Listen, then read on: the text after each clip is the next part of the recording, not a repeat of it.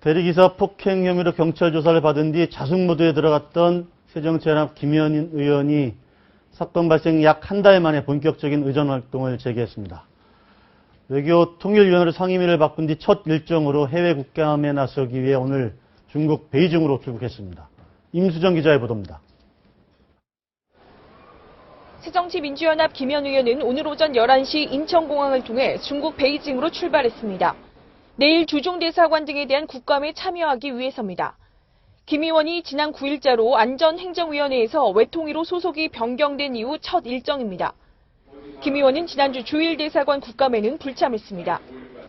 당초 김현 의원은 안행위 소속이었지만 경찰 조사를 받는 의원이 안행위 소관인 경찰청 국감에 나서는 것이 적절하지 않다는 비난 여론에 따라 외통위 소속이던 문희상 비대위원장과 상임위를 교체했습니다. 김 의원은 지난 17일 폭행 사건 이후 의정 활동과 당 행사에 일절 참여하지 않았습니다. 이번 중국 일정으로 대리기사 폭행 사건 발생 약 한 달 만에 본격적으로 의정 활동을 재개한 것으로 보입니다. 김 의원은 그동안 병원에 입원하는 등 몸이 좋지 않았지만 김 의원 측 관계자는 앞으로 의원으로서 할 일은 할 것이라고 말했습니다. 하지만 일각에서는 경찰 수사 중에 국감을 이유로 해외에 나가는 게 부적절하다는 비판도 나오고 있습니다. 채널A 뉴스 임수정입니다.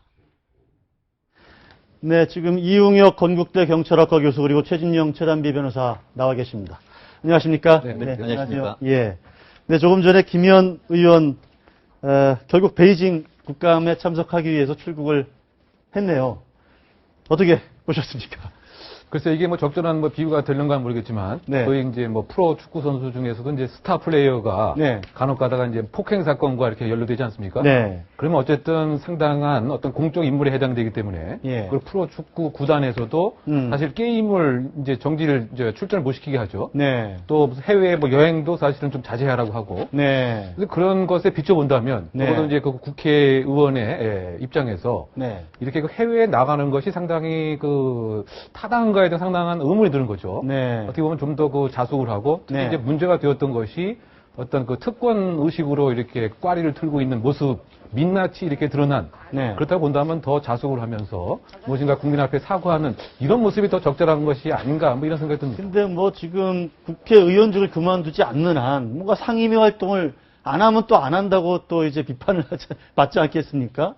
근데 하필이면 이제 외통위로 배속이 돼서 또 외통위는 또 해외 국감을 해야 되기 때문에 베이징으로 갈 수밖에 없는 상황이 본인으로서는 된 것 같은데 어쨌든 뭐 오늘 또 나갈 때 뭐 승무원 통로로 갔다 뭐 이래서 또 몰래 빠져나간 것 아니냐 뭐 이런 지적도 나오고 특권 의식이 뭐 또 발로가 아니냐 이런 근데 얘기가 저게 다른 국회의원들도 승무원 통로로 갔대요. 근데 그 네, 그렇기 때문에 어떻게 보면은 그거는 뭐 특권이라기보다는 약간 편법을 썼다 네. 이런 것 같습니다. 네. 사실 자꾸 편법을 물론 특권도 있지만 이번 사건에서는 상당 부분 편법을 이용하는 것들을 많이 봤거든요. 네. 아시다시피 내일 간다고 해놓고 편법으로 그 전날 가는 한마디로 네. 새치기인 것이죠. 예. 어떻게 보면은 사실 본인들이 VIP면 VIP 통로로 가는 게 본인들이 똑똑한 것이고 예. 아니면은 그 일반 사람이면은 일반 사람처럼 줄을 서서 나가는 게 맞는데 하필은 그 이도저도 아닌 승무원 통로로 해서 편법을 이용하는지 잘 하필이면 모르겠습니다. 승무원 네. 통로를 또 이용해서 구설수에 지금 오르는 상황이 지금 돼버렸습니다. 이렇게 해도 구설수에 오르고 저렇게 해도 구설수에 오르긴 하는데 차라리 그냥 당당하게 그 일반인들하고 같이 갔으면 어땠을까 싶은 생각도 좀 들었습니다. 하긴 뭐 기자들이 가만 놔두진 않겠지만. 네. 어쨌든 자 김의원 의원이 그런데 국정원 여직원 감금 사건 기억하시죠? 네. 지금 김의원 의원 포함해서 강기정, 문병우, 이정걸 의원도 같이 연루가 되어 있는데 재판을 내년 3월로 미뤄달라 이렇게 요청을 했다고 하네요. 네. 어떻게 봐야 될까요? 이 재판을 내년 3월로 미뤄달라는 이유가 네. 이 내년 1월에 새정년에 이 전당대회가 있다. 네. 그리고 현재 계속해서 공전되고 있는데 또 이 재판을 하게 되면 네. 계속해서 공전되는 게 아니냐라고 하지만 이제까지 공전된 이유는 의원들이 국회에 등원을 하지 않았기 때문이고요. 네. 그것으로 인해서 또 이렇게 재판 3월로 미룬다. 또 특히 김현 의원 같은 경우에 지금 다른 수사도 받고 있는데 네. 그렇다면 과연 이것이 네. 맞는, 그러니까 자신이 스스로를 공전시켜 놓고 자신이 그러니까 자신들이 공전시켜놓고 자신들의 재판을 미뤄달라고 한다면 네. 이것은 보통 일반인들이 보기에 보통 일반인들은 미뤄달라고 쉽게 말하기는 어렵거든요. 네. 그렇다면 또 다른 일로로 이것은 또 국회의원들이 자신의 직위를 고려해서 아니면 네. 자신의 직위를 남용해서 특권을 발휘하는 게 아니냐라고 사실 국민들 입장에서는 볼 수밖에 없는 거죠. 네. 저는 그렇습니다. 사실 제 눈을 사실 의심했습니다. 네. 저는 이 사건이 민사 사건인가 했습니다. 네. 민사 사건은 이유를 들어서 이렇게 한번 미뤄달라고 할 수 있는데,